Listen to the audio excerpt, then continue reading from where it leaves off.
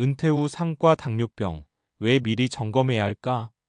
은퇴를 앞두고 있거나 이미 은퇴 후 시간을 보내고 계신 분들 한 번쯤 이렇게 생각해 보셨죠?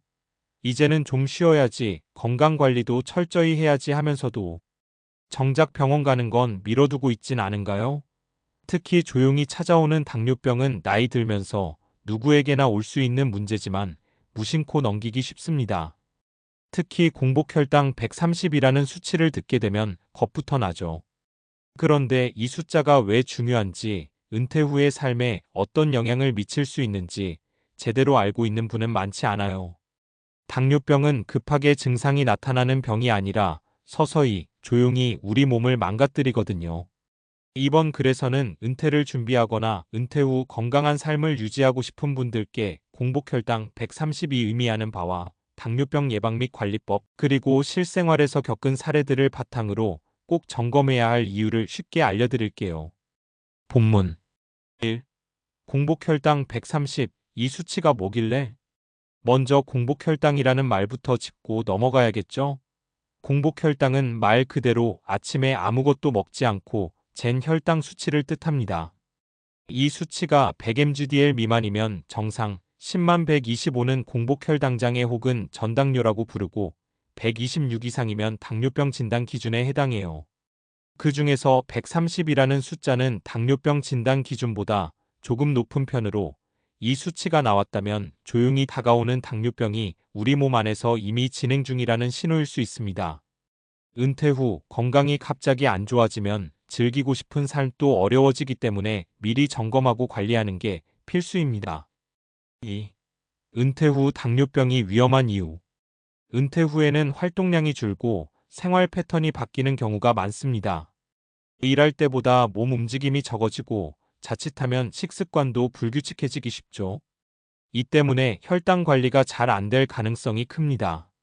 또 당뇨병이 있으면 합병증 위험도 커지는데요. 신장, 눈, 신경, 심장 건강까지 영향을 받습니다.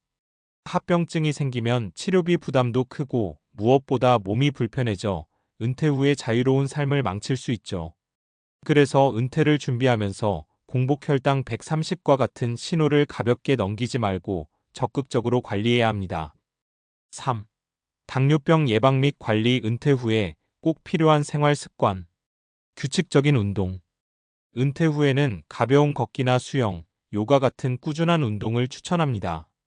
하루 30분, 주 5일 정도만 해도 혈당 조절에 큰 도움이 돼요. 건강한 식단 유지. 과일, 채소, 통곡물 위주의 식단을 유지하고 당분과 탄수화물 섭취는 줄이는 게 좋아요. 특히 인스턴트 음식이나 단 음료는 멀리해야 합니다. 정기적인 건강검진. 공복혈당뿐 아니라 HbA1c, 콜레스테롤 등도 함께 점검하며 몸 상태를 지속적으로 체크하는 것이 중요해요. 4. 실제 사례로 보는 당뇨병과 은퇴 후 삶. 사례 1. 김영수 67세, 은퇴 3년 차. 김영수 씨는 은퇴 후 특별한 질병 없이 지내다가 정기검진에서 공복혈당 130이라는 수치를 받았어요.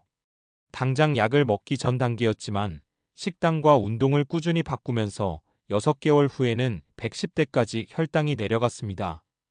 김 씨는 처음에는 겁나서 병원 가기 싫었는데 지금은 오히려 건강해진 기분이라고 하더군요. 사례 2. 이정희 62세, 은퇴 준비 중.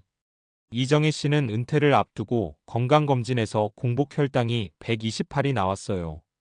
처음엔 아직 괜찮겠지라고 생각했지만 가족력도 있어 걱정이 됐죠. 그래서 식습관을 바꾸고 매일 아침 산책을 시작했는데 1년 만에 혈당 수치가 안정되면서 은퇴 후 생활에 대한 자신감도 생겼답니다. 사례 3. 박철민 70세, 은퇴 5년 차. 박철민 씨는 이미 당뇨병 진단을 받았지만 관리가 소홀해 합병증이 왔어요. 신경통과 시력 저하로 일상생활에 큰 불편을 겪고 있죠. 제때 관리를 했으면 이렇게 힘들지 않았을 텐데 라며 후회하셨습니다. 이 사례는 은퇴 후 당뇨병 관리를 미루면 어떤 위험이 오는지 보여줍니다. 5. 결론. 지금 당장 점검하고 건강한 은퇴 생활 시작하세요. 은퇴 후의 삶은 나만의 시간을 즐기고 가족과 행복한 시간을 보내는 귀중한 시기입니다. 그런데 조용히 찾아오는 당뇨병 때문에 그 소중한 시간을 놓치면 정말 아쉽겠죠? 공복혈당 130이라는 숫자는 단순한 수치가 아니라 내 몸이 보내는 경고등입니다. 지금이라도 건강검진을 받고 생활 습관을 점검해 보세요. 작은 노력과 관심이 은퇴 후 건강한 삶을 지키는 가장 큰 자산이 됩니다. 공복혈당 130, 우리 몸에서 무슨 일이 일어나는 걸까? 공복혈당이 130 이상으로 올라갔다는 건 우리 몸이 혈당을 제대로 조절하지 못하고 있다는 신호입니다. 여기에는 크게 두 가지 핵심 문제가 있습니다. 첫째, 인슐린 저항성 인설런 리지스턴스이 커진 상태예요. 인슐린은 췌장에서 나오는 호르몬으로 혈액 속 당포도당을 세포 안으로 들여보내 에너지로 쓰게 도와줍니다. 그런데 인슐린 저항성이 생기면 세포가 인슐린을 잘 받아들이지 못해 혈당이 계속 높게 남아요. 둘째, 췌장의 베타세포가 인슐린을 충분히 생산하지 못하는 상황으로 이어집니다. 처음엔 몸이 인슐린 저항성을 극복하기 위해 더 많은 인슐린을 만들지만 시간이 지나면 췌장 기능이 점차 약해지면서 혈당 조절 능력이 떨어지죠. 이 과정이 바로 제2형 당뇨병 타이프 2 다이어비티즈의 발병하는 원리입니다. 과학적 연구에 따르면 공복혈당이 126 이상일 때 당뇨병으로 진단하는 이유는 바로 이런 신체 내 변화가 이미 시작되었음을 의미하기 때문이에요. 공복혈당이 10만 125인 전당뇨 상태도 조심해야 하는 이유는 이 시기에 적절한 생활습관 개선으로 완전히 정상 혈당으로 돌아갈 수 있는 중요한 기회이기 때문이죠. 당뇨병이 우리 몸에 미치는 영향. 당뇨병이 진행되면 혈관 손상과 만성염증이 일어나는데 이것이 여러 합병증으로 이어집니다. 미세혈관 손상 망막병증, 신장병증, 신경병증, 대혈관 손상 심근경색, 뇌졸중, 말초혈관 질환. 즉 혈당 조절이 되지 않으면 몸 구석구석의 혈관들이 망가지고 결국 다양한 질병과 불편함을 가져옵니다. 과학적으로 입증된 예방 및 관리법. 운동의 역할. 규칙적인 운동은 인슐린 감수성을 높여 혈당을 낮추는데 큰 효과가 있어요.